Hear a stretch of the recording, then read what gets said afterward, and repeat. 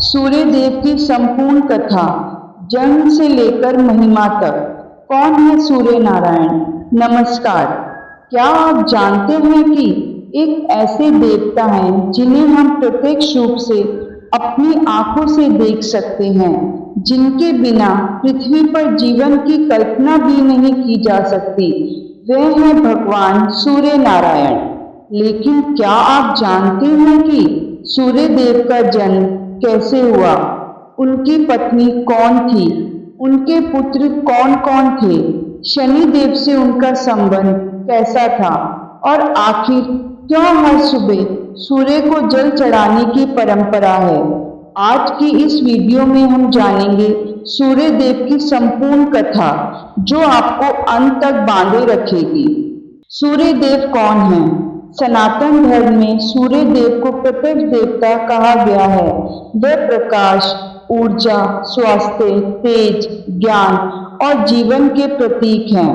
समस्त संसार का जीवन सूर्य की किरणों पर निर्भर है, इसलिए वे केवल देवता ही नहीं बल्कि समस्त सृष्टि के पालनकर्ता भी माने जाते हैं। वेदों में सूर्य देव को सविता, आदित्य, भास्कर, रवि, दिवाकर, मित्र और मार्तंडेय जैसे अनेक नामों से पुकारा गया है। सूर्य देव का जन्म। पौराणिक कथाओं के अनुसार महर्षि कश्यप और माता अदिति के पुत्र के रूप में सूर्य देव का जन्म हुआ। अदिति के 12 पुत्र हुए, जिन्हें 12 आदित्य कहा जाता है। उन्हीं में से सबसे प्रमुख है भगवान सूर्य। उनका तेज इतना प्रचंड था कि देवता भी उनके सामने अधिक समय तक नहीं ठहर पाते थे। सूर्य देव का स्वरूप। भगवान सूर्य 7 घोड़ों वाले रथ पर सवार रहते हैं। उनके रथ का सारथी अरुण है। 7 घोड़े, 7 रंगों, 7 दिन और 7 छंदों का प्रतीक माने जाते हैं। सूर्य देव के दोनों हाथों में कमल शोभायमान रहता है और उनका स्वरूप अत्यंत तेजस्वी है।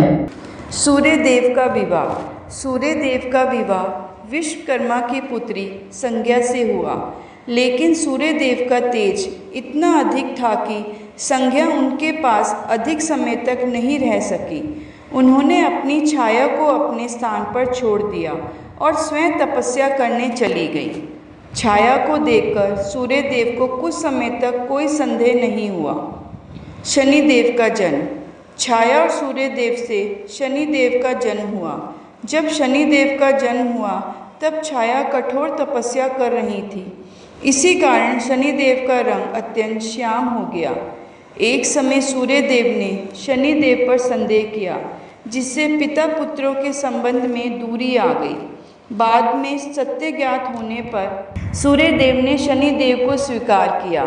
इसी कारण शनि न्याय के देवता बने और कर्मों के अनुसार फल देने लगे। यमराज और यमुना। संज्ञा और सूर्य देव से यमराज तथा यमुना का जन्म हुआ। यमराज मृत्यु के देवता बने और यमुना पवित्र नदी के रूप में पृथ्वी पर अवतरित हुई। विश्वकर्मा द्वारा सूर्य का तेज कम करना। जब संज्ञा सूर्य देव का तेज सहन नहीं कर सकी, तब उनके पिता विश्वकर्मा ने सूर्य देव को तेज को थोड़ा कम किया। कहा जाता है सूर्य के कटे हुए तेज से भगवान विष्णु का सुदर्शन चक्र, भगवान शिव का त्रिशूल और भगवान कार्तिक का दिव्य अस्त्र बनाया गया। हनुमान जी और सूर्य देव। बाल्यकाल में हनुमान जी ने सूर्य को फल समझकर निगलने का प्रयास किया था। बाद में जब हनुमान जी बड़े हुए तो उन्होंने सूर्य देव को अपना गुरु बनाया। सूर्य देव ने चलते हुए रथ से ही हनुमान जी को समस्त वेदों और शास्त्रों का ज्ञान देते रहे। इस प्रकार सूर्य देव हनुमान जी के गुरु भी कहलाते हैं। कर्ण का जन्म। महाभारत के अनुसार माता कुंती को महर्षि दुर्वासा से एक दिव्य मंत्र प्राप्त हुआ था। जिज्ञासावश उन्होंने सूर्य देव का आह्वान किया। सूर्य देव प्रकट हुए और उनके आशीर्वाद से कवच और कुंडल धारण किए हुए महाबली कर्ण का जन्म हुआ। आइए अब जानते हैं सांब की कथा। भगवान श्री कृष्ण के पुत्र सांब को एक बार कुष्ठ रोग हो गया था। ऋषियों की सलाह पर उन्होंने सूर्य देव की कठोर उपासना की। सूर्य देव प्रसन्न हुए और उन्हें रोग मुक्त कर दिया। इसी कारण सूर्य को आरोग्य के देवता भी कहा जाता है। सूर्य देव को जल क्यों चढ़ाते हैं? प्रातःकाल सूर्य को तांबे के लोटे से जल अर्पित करने की परंपरा है। ऐसा माना जाता है कि इससे शरीर, मन और आत्मा तीनों शुद्ध होते हैं। सूर्य की किरणें जल से होकर शरीर पर पड़ती है, जिससे सकारात्मक ऊर्जा प्राप्त होती है। सूर्य देव का मंत्र ओम गृणी सूर्याय नमः या ओम आदित्याय नमः रोज 11, 21 या 108 बार जाप करने से शुभ फल प्राप्त होता है। रविवार का महत्व। रविवार सूर्य देव का दिन माना जाता है। इस दिन लाल वस्त्र धारण करना, गेहूँ, गुड़ और तांबे का दान करना तथा सूर्य उपासना करना अत्यंत शुभ माना जाता है। सूर्य देव से मिलने वाली शिक्षा।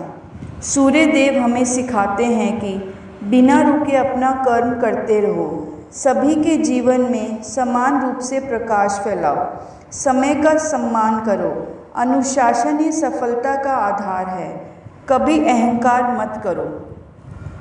मेरी प्रिय माताओं, बहनों और भाइयों, भगवान सूर्य केवल प्रकाश के देवता ही नहीं बल्कि वे कर्म, अनुशासन, स्वास्थ्य और जीवन की भी प्रतीक हैं। यदि हम प्रतिदिन उनका स्मरण करें, उन्हें अर्घ दें और उनके बताए मार्ग पर चलें तो जीवन में सकारात्मक परिवर्तन अवश्य आते हैं।